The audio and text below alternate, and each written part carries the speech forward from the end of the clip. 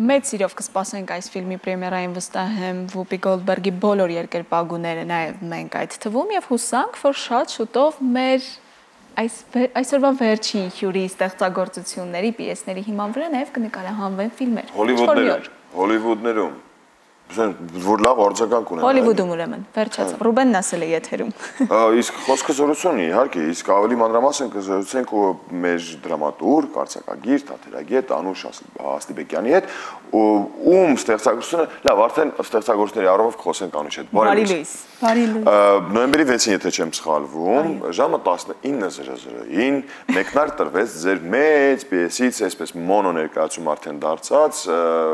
Մերսեդես եւ Զարուհի մոնո ներկայացումը, ճիշտ եմ։ Այո։ Որտեղ տեղի ունեցավ Նյու Յորքում մասնավորապես, ինչ ֆեստիվալի էր մասնակցում եւ առասարակ այդ մեծ պիեսը ինչպես դարձավ մոնո ներկայացում, այսպես սկսենք մի քիչ պատմել եւ կիսվենք մեր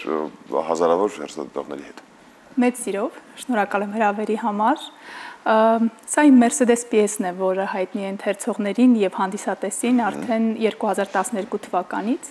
2015 թվականին այդ պիեսս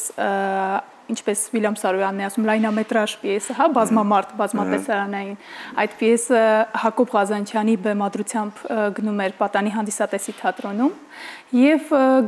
կոմպոզիտորը Վահան Արծրունին էր, իսկ գլխավոր դերի համար Միացյալ Նահանգներից հատուկ հրավիրվեց մեր սփյուռքահայ դերասանուհի Նորա Արմանին,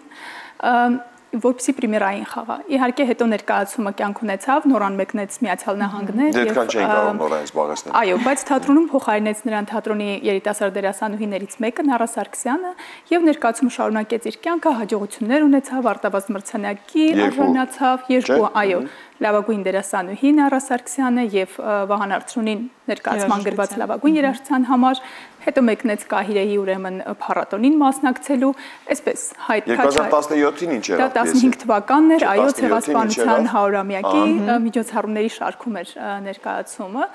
17 թվականին ինչ եղավ 17-ին հուշեք։ Գրքի հետ կապված, որ մենք այո, Երևանյան գրքի փառատոնն էր, եթե դա եք հուշում, հետաքրքիր է այս պիեսը, ես միշտ ասում եմ, մի տեսակ պայծառաստղիտակ ծնված պիես է, որովհետև այո, 2017 թվականին մասնակցեցի գրքի Երևանյան փառատոնին եւ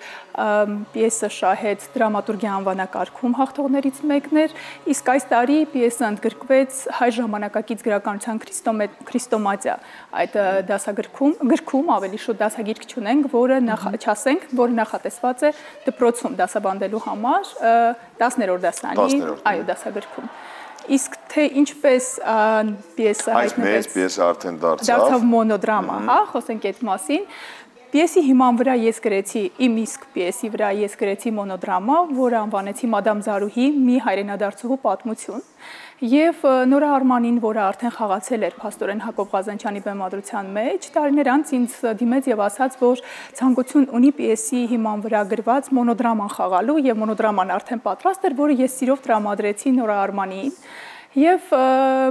զանգը ստացա Նորա Արմանիից, ով տեղեկացրեց ինձ, որ ցանկություն ունի պիեսը ներկայացնելու Միացյալ Նահանգների ամենամեծ, ավելի շուտ աշխարհի ամենամեծ մոնո ներկայացումների փառատոնին, որը կոչվում է United Solo, եւ որը ամեն տարի ընթանում է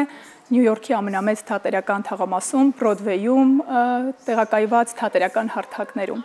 Իհարկե մեծ մրցակցության արդյունքում մեր նախագիծը ընտրվեց, որովհետև այդ փառատոնին մասնակցելը եւ հայտնվելը այդ փառատոնի շրջանակում պարզվեց ամենահեշտ գործերից չէ։ Ինչ չափորոշիչներ են պետք եւ այդ մեծ մրցակցությունը ասված է ինչ, այսինքն ինչ որ փուլեր էր անցնում մինչեւ մասնակիցների թիվն է։ Այո, քանի որ փառատոնը համարվում է աշխարհի ամենամեծ եւ ամենահեղինակավոր մոնո ներկայացումների փառատոնը, ամեն տարի տասնյակ կամ ավելի շուտ հարյուրավոր հայտեր են լինում ամբողջ աշխարհից եւ իհարկե հաշվի առնվում մի քանի չափանիշ, այն պրոդյուսերական ընկերությունը, որը ներկայացրել է այդ նախագիծը, դա Նորա Արմանիի պրոդյուսերական ընկերությունն էր, հաշվի առնվում անպայման պիեսի բարձր գեղարվեստականությունը եւ այդպես մի շարք այդպիսի չափանիշներ կան, որոնց հիման վրա եւ որոշվում է ներկայացումը պիտի լինի այնտեղ, թե ոչ։ Եվ այդպես ընդգրկվեց արդեն մասնակցություն ունեցավ նոյեմբերի 6-ին Եվ մոնոներկայացման մեջ եթե չեմ սխալվում նույնպես չէ երաժշտությունը Վան Արծրունինն էր։ Այո, մոնոներկայացումը արդեն Նորա Արմանիի բեմադրությամբ էր եւ նշենք նաեւ որ Նորա Արմանիի թարգմանությամբ էր։ Երաժշտությունը պահպանվեց առաջին ներկայացման համար գրված այդ երաժշտությունից էր վերցված հատվածները եւ ուրեմն փառատոնի կողմից հրավիրվեցի որպես հեղինակ ներկա գտնվելու փառատոնին եւ դա այնքան գեղեցիկ, այնպես ինքնասիրություն հիմա գրողի ինքնասիրությունը այնպես շոյող հրավեր էր, որ իհարկե այդ հրավերը բաց թողնել չէի կարող եւ պետք է նշեմ, որ այդ փառատոնին մասնակցելու համար ուրեմն նպաստեց ինձ ԿԳՄՍ նախարարությունը, այսինքն ճանապարհային այդ գրանտի միջոցով եւ թեև այսպես հրավերը զուտ ամերիկյան հրավեր էր, բայց շատ մեծ էր նաեւ հետաքրքրությունը ամերիկահայ մտավորականների կողմից, որոնց շնորհիվ եւ իմ այնտեղ 10 օրերի ընթացքում այնտեղ լինելու օրերը ուղղակի գերհագեցած էին բազմաթիվ հանդիպումներով, այսինքն պրեմիերայից զատ ներողություն եղան նաև բազմաթիվ շատ կարևոր հայկական մշակութային օջախներում հանդիպումներ ունեցա շատ անվանի հայ մտավորականների հետ եւ գուցե հարցազրույցներ տվեցիք, ում տվեցիք հարցազրույցներ։ Այո, հարցազրույցներ տվեցի, կուզեմ մեծ սիրով նշել այդ մտավորականներից մի քանիսի անունը, դա Rock Island-ի երաժշտական փառատոնի ղեկավար, անվանի կոմպոզիտոր, դիրիժոր, դաշնակահար Կոնստանտին Պետրոսյանն էր, Սուրբ Սահակ, Պրովիդենսի Սուրբ Սահակ եւ Մաշտոց եկեղեցու կրթական եւ մշակութային ծրագրերի ղեկավար Ժաննա Գեղամյանն էր, շատ ազնիվ մտավորական Աննա Ջիրջիրյանն էր, եղա նաև Նյու Յորքի հայկական առաջնորդարանում ծանոթանալով Վարդան Մաթեոսյանի հետ անվանի պատմաբան եւ գիտնական, մի խոսքով հանդիպումները շատ էին հետաքրքիր էին եւ մի քանի հարցազրույց ունեցանք, մասնավորապես ռեպորտաժ հեռարձակվեց ներկայացման մասին հայ-ամերիկյան ABN հեռուստաընկերության կողմից եթերում այսպես հարցազրույցներ տվեցինք Ching Jewel ամերիկյան ինտերնետային կանալին եւ ամենակարևորը, որը սպասվում է օրերս եւ ամենածավալուն երևի անդրադարձերը կլինեն ներկայացման մասին, թե հարցազրույցների տեսքով, թե թատերախոսականի տեսքով եւ կարծիքների տեսքով դա Armenian Mirror Spectator այդ թերթում, որտեղ ուրեմն խմբագրությունում հանդիպում ունեցա խմբագիրներից մեկի Արա Մարքունի հետ եւ շատ հետաքրքիր եւ բովանդակալից հարցազրույց ունեցա նրա հետ, այնպես որ անհամբերությամբ սպասում ենք Mirror Spectator Պրոֆեսոր Մարվին Կարլսոնի հետ եք հանդիպել։ Մեզ համար շատ կարևոր էր ոչ թե հանդիպել, նա եղել էր հանդիսատեսի շարքում եւ մեզ համար անակնկալ եւ այսպես հենց Բրոդվեյը դրանով է հետաքրքիր, որ հանդիսատեսի շարքերում կարող են լինել անսպասելի շատ կարևոր մարդիկ, որոնց ներկայության մասին դու տեղյակ չլինես եւ ահա նրանց շարքերում եղել էր այո, ինչպես նշեցիք, հայտնի քննադատը ամերիկյան համալսարանի ուրեմն պրոֆեսոր Մարվին Կարլսոնը, որը եւ ներկայացումից հետո շատ կարևոր կարծիք էր գրել մեզ համար, նշելով, որ շատ տպավորված է ներկայացումից, տպավորված է ուրեմն վառ մարդկային ապրումներով հագեցած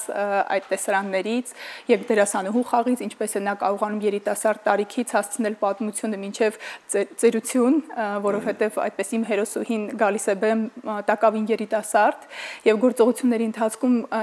կարծես ես ասում եմ, որ 100 տարվա հայ ժողովրդի պատմության հետագիծն է մեկ ներկայացման ընթացքում ցուցադրվում եւ դերասանուհին վարպետորեն կարողացավ այսպես հանդիսատեսին տարբեր ապրումների միջոցով, ծիծաղի, լացի միջոցով հասցնել մինչեւ ըստ պիեսի 1991 թվական մինչև մեր երկրի անկախանալու տարեթիվը։ Քանի որ նշեցիք նաև մոնո ներկայացումից փոքր բացեցինք ճակերտները, ո՞րն է գաղտնիքը այս ստեղծագործության, այս պիեսի, որ 12 թվականից սկսած այսպիսի ճանապարհ անցնելուց հետո հիմա էլ մոնո ներկայացման տեսքով է եւ արդյոք միջազգային հարթակներում այս թեման այնքան հետաքրքիր է հանդիսատեսին, որ կարող է այդպիսի մեծ արձագանք ստանալ։ Գաղտնիք կա այստեղ որպես հեղինակ։ Շնորհակալ եմ շատ հարցի համար, որովհետև երբ որ գնում էի պրեմիերային, իհարկե ես չգիտեի հանդիսատեսի ուրեմն ընդունելությունը ինչպիսին կլինի, որովհետև ինչպես գիտեք նյույորքյան հանդիսատեսը շփացած է, նա ամեն ինչ տեսել է եւ ոչ մի բանով նրան չէ զարմացնի եւ նույնիսկ կար այդպես սրտի բախյուն, թե ինչպես կընդունվի զուտ հայկական այս թեման, որովհետև թեման ցեղասպանությունը վերապրածների, այսինքն շատ ազգային, շատ հայկական թեմա է։ Ցեղասպանությունը վերապրածների սերունդների հետագա ճակատագիրը եւ Հայաստանում նրանց կրած դժվարությունները, բարդությունները, այսինքն հայրենասիրական ոգով տոգորված պատմությունը սկսում է 1948 թվականից, երբ որ մի մեծ խումբ հայրենադարձների վերադարձավ հայրենիք սովետական ագիտատորների մեծ աշխատանքի շնորհիվ, եւ այստեղ ես մասնավորապես մեկ հերոսուհու միջոցով, մադամ Զարուհի միջոցով շատ այսպես համամարտկային համահայկական թեմա եմ արծարծում, բայց ներկայացումից հետո պարզվեց նաև, որ համամարտկային է,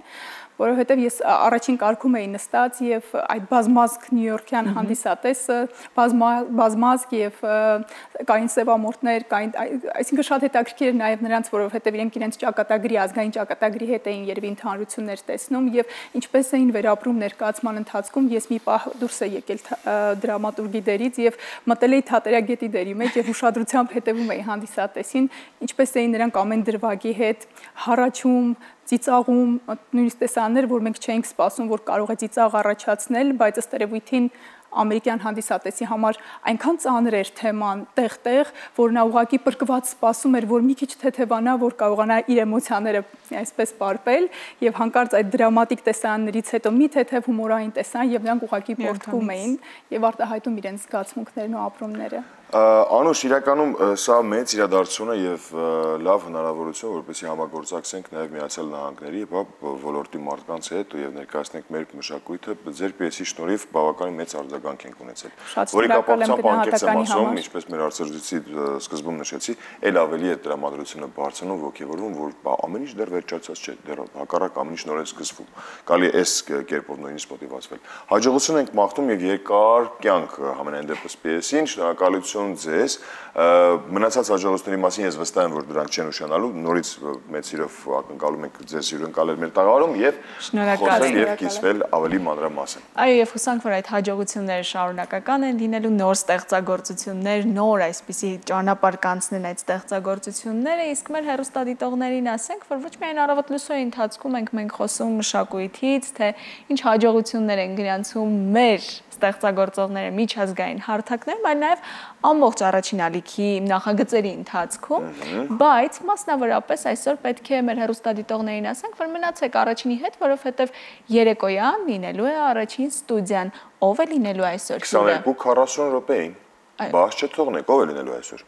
Արամ։ Կիմանանք, անոնսից չեմ ասա, թողանոք ընկալ լինի։ Հենց հիմա մեր եթերում անոնսը։